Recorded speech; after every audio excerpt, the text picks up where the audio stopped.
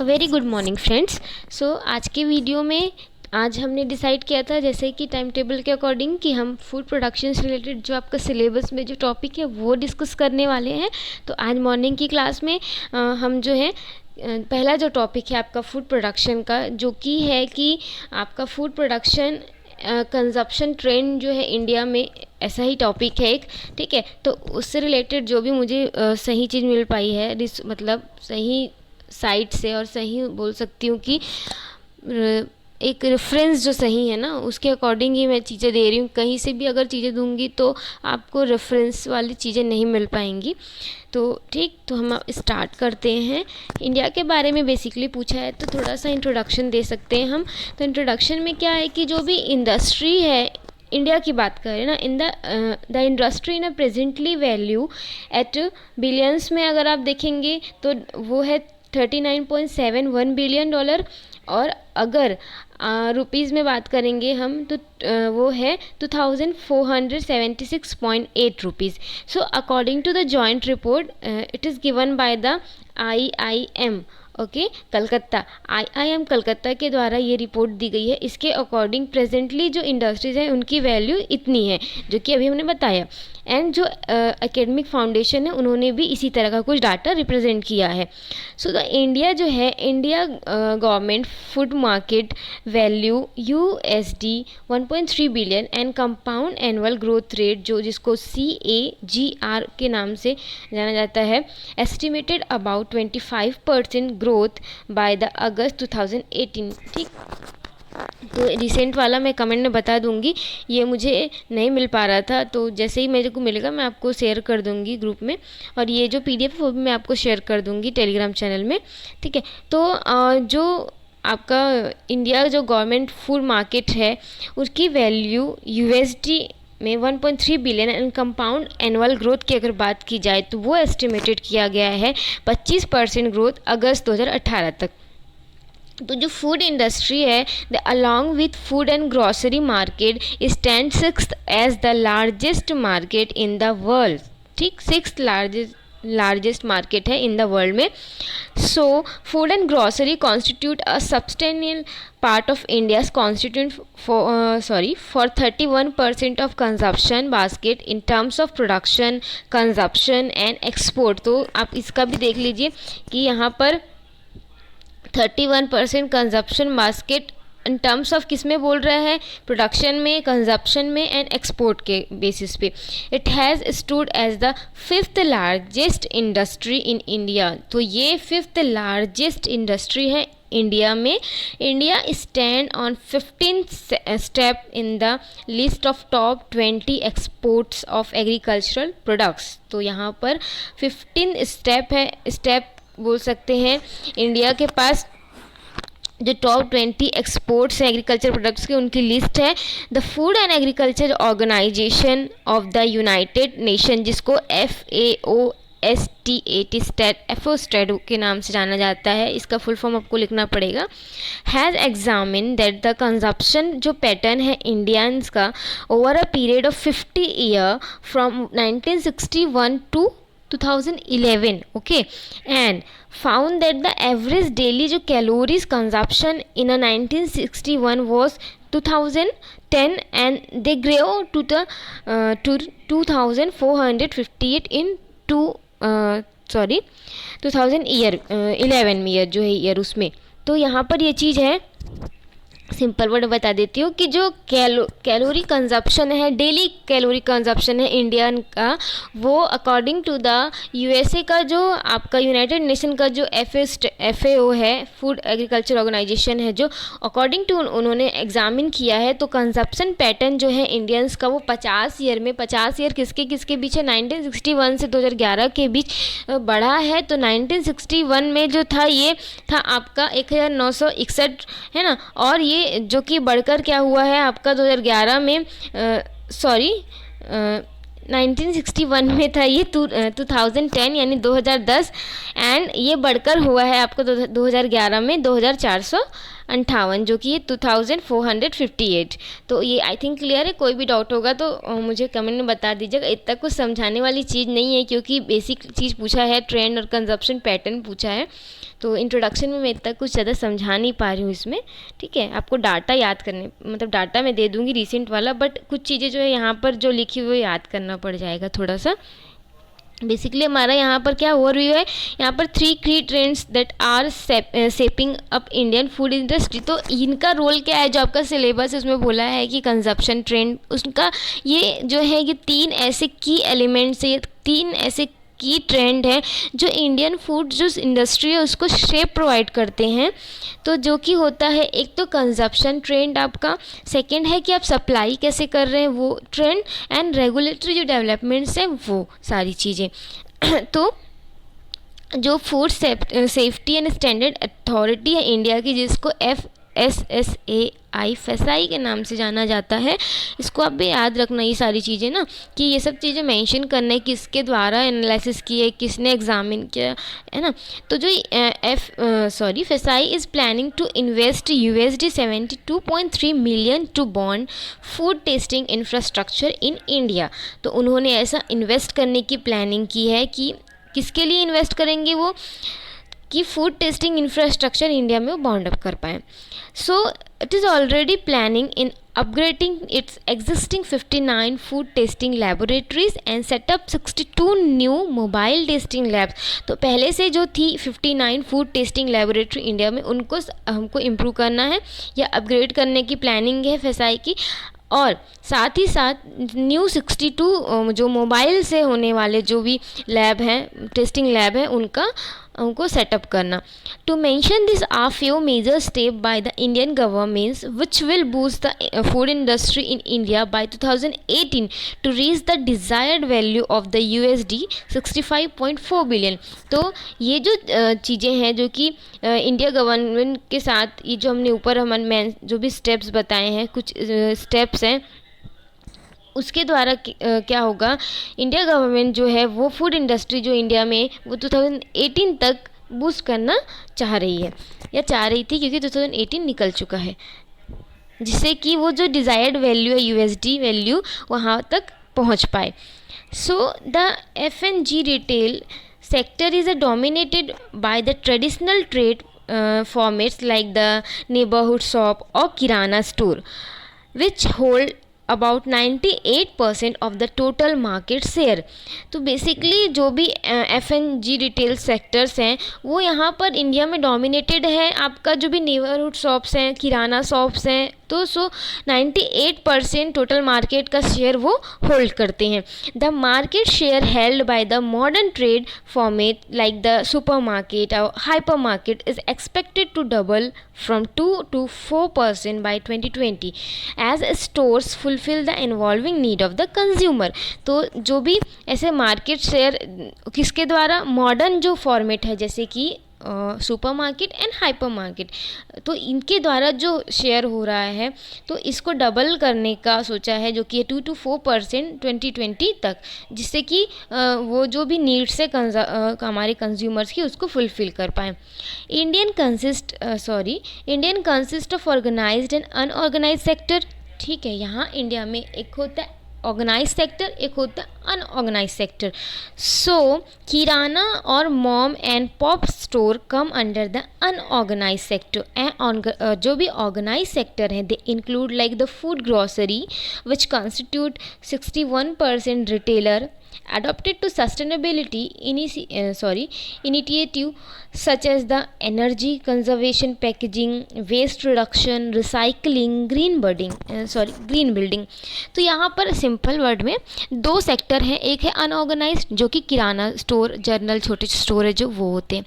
Second होता है आपका ऑर्गेनाइज सेक्टर। ऑर्गेनाइज सेक्टर में क्या होता है, जब ऑर्गेनाइज सेक्टर में अगर फूड या ग्रॉसरी प्रोडक्शन है या ग्रॉसरी अगर बेची जा रही है, सेल हो रहा है, तो यहाँ पर सस्टेनेबिलिटी जो भी सस्टेनेबिलिटी से रिलेटेड इनिशिएटिव है वो अडॉप्ट किए जाते हैं। जैसे कि क्या होगा, एनर्जी कंजप्शन पैकेजिंग होगी, कंजर्वेशन पैकेजिंग होगी, वेस्ट का भी रिसाइकलिंग होगा, रिडक्शन होगा एंड ग्रीन बिल्डिंग होगी। तो ये जो है अनऑर्गेनाइज और ऑर्गेनाइज्ड की बात हो गई। So India boasts one of the fastest growth rate for the consumer food services. So growth is a particularly high in the fast food and pizza food services category. तो यहाँ पर growth सबसे ज़्यादा high है आपका fast food and pizza like type of food services. So this has both positive and negative implications for the packaged food industry, but can work in the industry's advantage if the right steps are taken. Okay तो basically fast food industries में ज़्यादा growth है, but अगर हम right steps लेंगे तो हम जो अदर इंडस्ट्री उसमें भी ग्रोथ कर सकते हैं. So the analysis of the food consumption in urban India is one of the greater interest. So it क्यों ये ऐसा ग्रेटर इंटरेस्ट है जो भी अर्बन एरिया में किस तरह का फूड कंजप्शन हो रहा है, क्योंकि it permit not only to understand the food consumption pattern of the an important and growing population, because urban area is a important and growing population, also reveal the future consumption habit in India, कि future में और किस तरह के consumption habits India में होंगे या बढ़ सकते हैं. तो इसलिए एनालिसिस करना जो भी है किसका अर्बन एरिया के जो फूड कंजप्शन है बहुत बड़ा इंटरेस्ट पॉइंट है. So the changes in consumptions are more likely to happen in urban than in a rural India. So भी जो भी चेंजेस हैं कंजप्शन से रिलेटेड जो अर्बन एरिया में वो क्या है, they are more likely to happen in the urban areas, क्योंकि रूरल एरिया में इतने मतलब ज़्यादा चेंजेस नहीं आते as compare to urban areas, इसलिए एनालिसिस अर्बन एरिया का बोला गया है. State the having highest consumption expenditure आ दिल्ली, इसका डाटा आपको दिया है, गुजरात, वेस्ट बंगाल, तो इनका जो कंजप्शन एक्सपेंडिचर है वो सबसे हाईएस्ट है. ठीक. Then 3 lowest consuming states are Madhya Pradesh, Uttar Pradesh and Rajasthan, तो इनका लोएस्ट है, तो आप इसको चार्ट फॉर्म में मेंशन कर सकते हैं. Now the consumption pattern of the household is observed to move away from cereal and pulses to like edible oil, dry fruits, beverages and others. तो जो भी कंजप्शन पैटर्न है हाउस होल्ड वाल मतलब जो हमारे घरेलू लोग हैं उनका ये ऑब्जर्व किया है कि वो सीरियल एंड पल्स से किसकी ओर आगे बढ़ रहे हैं, लाइक ऑयल सीड्स हैं और ऑयल्स हैं, ड्राई फ्रूट्स हैं, बेवरेजेस प्रोडक्ट्स हैं, उनके ओर बढ़ रहा है. So the consumption is the most integral part of the human life, क्योंकि हम खाना नहीं खाएंगे तो हम जो भी जीवित नहीं रह सकते, तो ये बहुत इंपॉर्टेंट मतलब पार्ट होता है ह्यूमन लाइफ का. And they may change for minor and major reasons, और ये कुछ minor and major, minor reason हो सकता है हम बहुत मोटे हो रहे तो पतले होंगे, या फिर हम बहुत पतले हो रहे तो मोटे होंगे. तो ये चेंजेस या तो हमको कुछ बीमारी है तो हम अपना पैटर्न खाने का चेंज कर रहे हैं, या कुछ और रीज़न के अलावा. तो ये माइनर एंड मेजर रीजन्स होते हैं जिनके कारण हमारा जो भी चेंजेस होता है कंजप्शन में. तो so this changes in a pattern is due to the many reason such as the price, income, culture, change, health जो भी कॉन्सिक्वेंस है, तो मैं जो जैसा भी मैंने बताया वही चीज़ें हैं. So we can see majorly now, अभी की बात कर रहे हैं प्रेजेंटली, यही सब कारण से चेंजेस पैटर्न होते हैं. So as income increase the food pattern will change to more costly food. जैसे जैसे इनकम इंक्रीज हो रही है तो फूड पैटर्न आपका चेंज हो रहा है और फूड की जो भी प्राइस है वो इंक्रीज हो रही है. So now the most of the population showing interest to eat the organic food as lot of the pesticide and insecticide are using which are health that. तो लोगों का इंटरेस्ट ऑर्गेनिक फूड के side जा रहा है because बहुत ज़्यादा amount में जो केमिकल यूज़ किया जा रहा है जो कि हमारे हेल्थ के लिए मतलब डैमेज क्रिएट कर सकते हैं. सो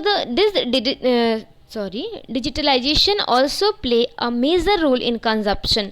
So involving online app like आप लोग यूज़ करते हैं स्विगी, जोमेटो और जो भी ऐप है, age of mobile data, discounts रहते हैं, कैशबैक मिलता है, ऑफ़र रहता है, कूपन्स भी मिलते हैं, साथ ही बर्थडे डिस्काउंट रहता है एंड ETC बहुत सारी ऐसी चीज़ें आपको मिलती हैं ना online. So the social media they play a major role, okay, connecting the numerous population of India, and all the startup are promoting their products in online, especially food and beverages, and catching the consumers या customers with ads by celebrities, जो कि आप net में देखते हैं, हर जगह देख रहे हैं कि by the use of celebrity या सेलिब्रिटीज़ की मदद से डिफरेंट जो भी प्रोडक्ट्स हैं, उनके बेवरेजेस हैं या जो भी रिसेंट डेवलप प्रोडक्ट है, उनका वो एडवर्टाइजमेंट करते हैं और इंटरेस्ट के हम जब देखते हैं तो हम फिर उसको कंजप्शन के लिए बाय भी करते हैं। ठीक है, तो ये है आपका सोशल मीडिया के थ्रू क्या हमारा जो भी इंडियन पीपल है वो किस तरह से कनेक्ट होते हैं। Now all this are considerated for startup and competitors, importers, etc. So the India have 60 agroclimatic zone and mega food park which play major role in food processing, export market, direct procurement from farmers. So the India में total जो वो एक agroclimatic zone 15 होता है वो अलग है, उसको मत लीजिएगा, मैं फूड के अकॉर्डिंग बोल रही हूँ मैं। मेगा फूड पार्क एंड जो भी एग्रो आपका सॉरी मैं क्लाइमेटिक बोल रही हूँ, ये इकोनॉमिक है, उसके लिए सॉरी, मैं क्लाइमेटिक ही मेरे उसमें आ रहा था, सॉरी। एग्रो इकोनॉमिक, वो तो एग्रो क्लाइमेटिक 15 है, यहाँ पर एग्रो इकोनॉमिक जोन जो है वो 60 है। तो 60 यहाँ पर agro economic zone and mega parks भी ऐसे फूड पार्क्स हैं जो कि major role India food processing industry में प्ले करते हैं, एक्सपोर्ट में प्ले करते हैं, एंड उसके साथ ही जो डायरेक्ट हम फार्मर से जो भी प्रोक्योरमेंट लेते हैं उसमें भी। So the government policies and जो भी रेगुलेशंस है they are very important for export, import, buying machineries और for startup like the angel tax etcetera. जो भी rule and regulation policies Indian government के द्वारा बनाई गई है वो इम्पॉर्टेंट है किसी चीज़ को एक्सपोर्ट करने में, इंपोर्ट करने में, बाइंग मशीनरी खरीदने में, ठीक है, और जो भी टैक्स हैं उनके लिए। तो ये then setting production units near to the major production area help to reduce the transportation cost and increase the profit. So यहाँ पर वही है कि हमको अगर हम जहाँ पर प्रोडक्शन एरिया है, जहाँ पर प्रोडक्शन हो रहा है उसी के आसपास अगर अपना जो भी इंडस्ट्री लगा देंगे तो हमको जो लाने ले जाने का कॉस्ट है वो कम हो जाएगा यहाँ पर। तो ये चीज़ यहाँ पर बोला गया है, ठीक है। और साथ ही साथ क्या होगा, जो भी है प्रॉफिट इंक्रीज़ हो जाएगा, पीपल को एम्प्लॉयमेंट मिलेगी उस पर्टिकुलर एरिया की, एंड जो भी फोकस होगा जो भी मैन्युफैक्चरिंग है which give the corporate social responsibility to the company. तो यहाँ पर इतनी सारी चीज़ें हमको फ़ायदे में आएगी।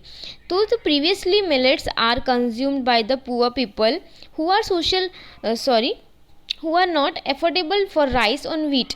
हम अगर अपने पूर्वजों की बात करें, प्रीवियस जाएंगे अगर, तो वो क्या करते थे, मिलेट्स क्रॉप जो हैं, जो थोड़े मोटे दाने के क्रॉप रहते हैं उनको खाते थे क्योंकि वो राइस एंड व्हीट अफोर्ड नहीं कर पाते थे उस टाइम पे। But now consumption pattern change हो गया है। अब जो मिलेट्स हैं irrespective of income as people are becoming more health conscious, अगर more health conscious है तो हम मिलेट्स का यूज़ करते हैं, है ना। तो ये पैटर्न चेंज हो गया ना, तो ये इसलिए पैटर्न चेंज को स्टडी करना ज़रूरी होता है। तो ये चीज़ें हो गई आपका कंजप्शन पैटर्न का जो ट्रेंड है इंडिया का किस तरह का जा रहा है। तो बेसिकली कंक्लूजन देख लेते हैं। The consumer prefer product which are convenient to handle like the sketches, ready to eat or drink items, food served in disposable use and throw packaging etc। तो ये आज के कंज्यूमर्स की नीड है, उनको ये चीज़ें पसंद आ रही हैं। सम आर द जो भी chronic online buyers as they prefer staying online for the online shopping resulting in the online food ordering payment methods. तो ये जो था आपका जो टॉपिक है उसका जितना भी जो अच्छी चीज़ें मिल पाई मैंने यहाँ पर शेयर कर दी। PDF भी इसका टेलीग्राम चैनल में मैं शेयर कर दूँगी। सो कुछ भी अगर वीडियो में कोई भी कमी लगी होगी तो आप कमेंट सेक्शन में बता दीजिएगा। रेफरेंस यहाँ पर मैंने ऐड कर दिया है, आप देख सकते